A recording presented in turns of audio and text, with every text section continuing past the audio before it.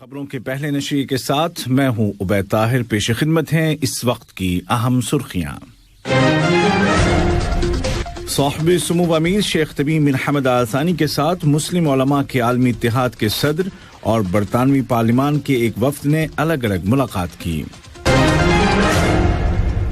وزیر اعظم و وزیر داخلہ نے عالمی ادارہ صحت کی جانب سے دوحہ اور الریان بلدیات کو ہیلدی سٹیز اور ایجوکیشن سٹی کو صحت مند تعلیمی شہر قرار دیے جانے کی تقریب میں شرکت کی. یوکرین پر روس کے ممکنہ حملے کو ٹالنے کے لیے سفارتی سرگرمیاں تیز تر ہو گئی ہیں. اور مقبوضہ بیت المقدس میں قابض اسرائیلی فوج کے ساتھ جھڑپوں میں 29 فلسطینی شہری زخمی ہو گئے ہیں.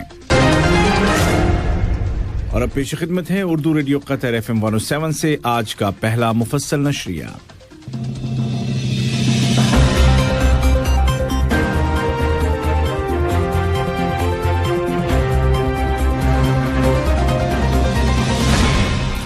بسم اللہ الرحمن الرحیم. صاحب سمو امیر شیخ تمیم بن حمد آل ثانی کے ساتھ مسلم علماء کے عالمی اتحاد کے صدر ڈاکٹر احمد ریسونی اور ان کے ہمراہ وفد نے ملاقات کی. یہ ملاقات دیوان امیری میں واقع شیخ عبداللہ بن جاسم کے نام سے موسوم مجلس میں ہوئی، جس کے دوران قطر اور عالمی اتحاد کے درمیان قائم تعلقات اور ان کو فروغ دینے کے وسائل پر غور و خوض کیا گیا. اسی طرح صاحب سمو امیر کے ساتھ ایک برطانوی پارلیمانی وفد نے بھی ملاقات کی، جس کے دوران قطر اور برطانیہ کے مابین قائم تعلقات اور ان کو مستحکم کرنے کے ذرائع پر غور کرنے کے علاوہ دیگر علاقائی اور بین الاقوامی امور پر تبادلہ خیال کیا گیا.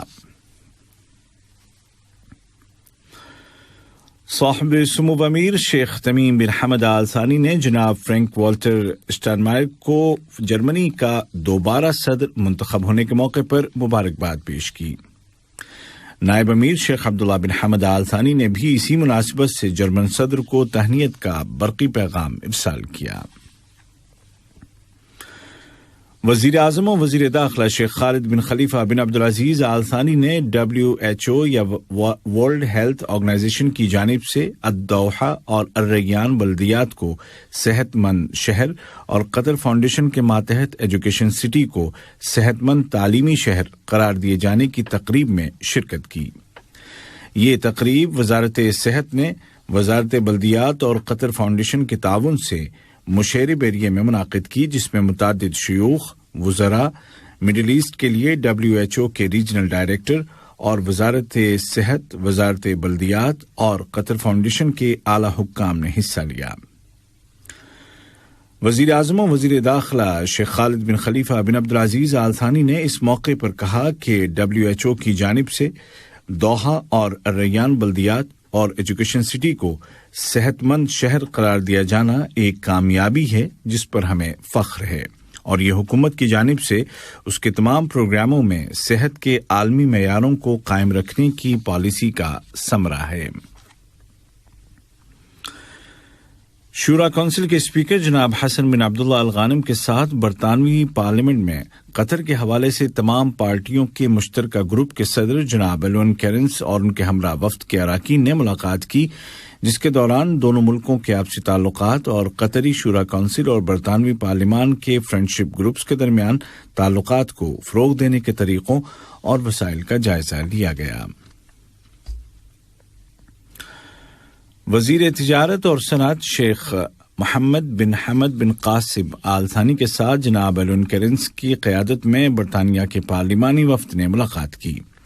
ملاقات کے دوران تجارت اور صنعت اور سرمایہ کاری کے شعبوں میں قائم دو طرفہ تعلقات اور ان کو مزید فروغ دینے کے امکانات اور وسائل پر بات چیت کی گئی. قطر میں آج سے اسلامی ملکوں کے فورم برائے غذائی تحفظ کے 3 روزہ اجلاسوں کا آغاز ہو رہا ہے. یہ اجلاس اسلامی تعاون تنظیم کے تحت اسلامی تنظیم برائے فوڈ سیکیورٹی قطر کی وزارت بلدیات کے تعاون سے منعقد کر رہی ہے. قطر کی جانب سے اس فورم کی میزبانی قطر کی اس خواہش کا اظہار ہے کہ اسلامی ملکوں میں فوڈ سیکیورٹی کے سسٹم کو مضبوط کیا جائے اور اس اہم شعبے میں عالم اسلام کی صلاحیتوں کو بڑھایا جائے. واضح ہے کہ قطر نے فوڈ سیکورٹی کے شعبے میں نمایاں کامیابیاں حاصل کی ہیں اور وہ اس خطے میں اس حوالے سے پہلی پوزیشن پر ہے۔ یہ خبریں آپ اردو ریڈیو قطر FM 107 سے سن رہے ہیں۔ یوکرین اور روس کے درمیان جنگ کا خطرہ بڑھتا جا رہا ہے۔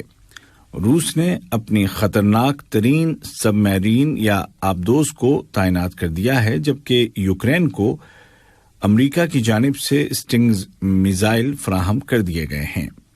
انتہائی کشیدگی کے اس ماحول اور یوکرین پر آئندہ چند دنوں میں روس کے حملے کے خدشے کے باوجود ماسکو جنگ کے امکان کی تردید کر رہا ہے۔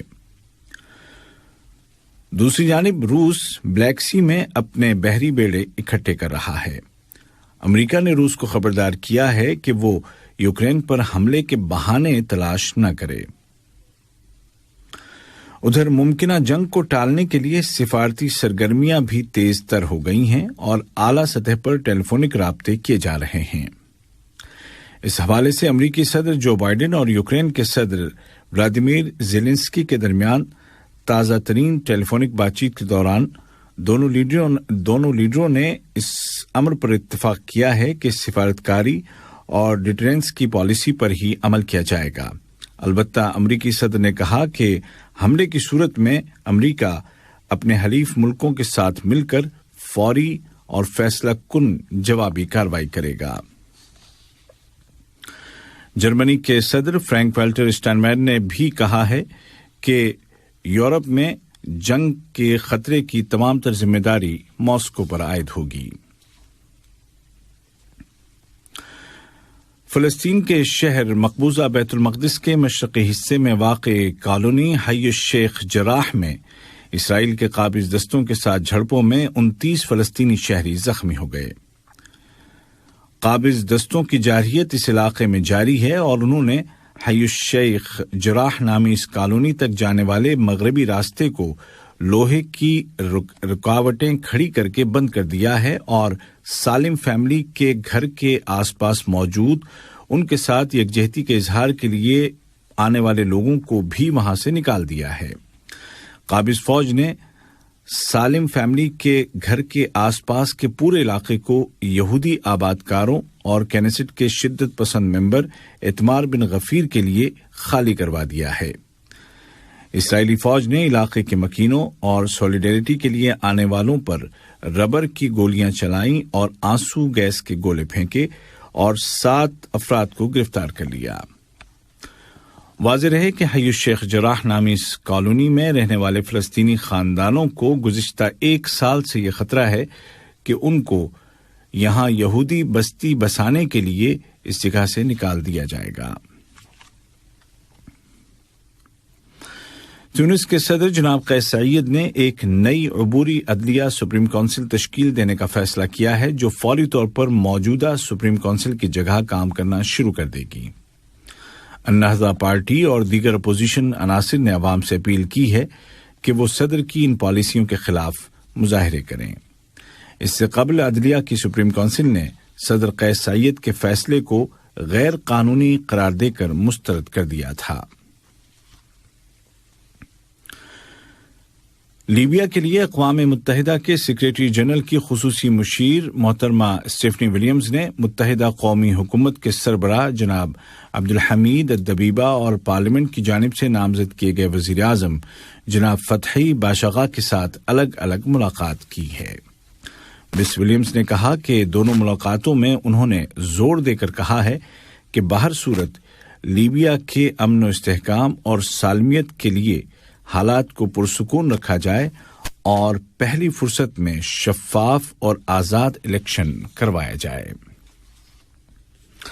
آج کا پہلا نشریہ ختم ہونے سے قبل اس وقت کی اہم سرخیاں ایک مرتبہ پھر سن لیجیے۔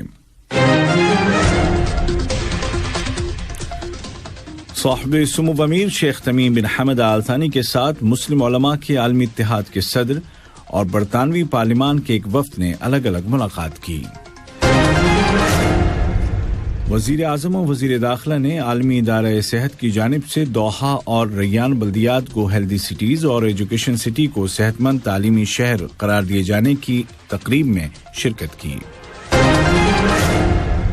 یوکرین پر روس کے ممکنہ حملے کو ٹالنے کے لیے سفارتی سرگرمیاں تیز تر ہو گئی ہیں۔ اور مقبوضہ بیت المقدس میں قابض اسرائیلی فوج کے ساتھ جھڑپوں میں 29 فلسطینی شہری زخمی ہو گئے ہیں۔ اردو ریڈیو قطر FM 107 سے آج کا پہلا مفصل نشریہ اپنے اختتام کو پہنچا۔ عبید طاہر اور تکنیکی معاون محمد حسن سوڈانی کو اجازت دیجیے۔ خدا حافظ۔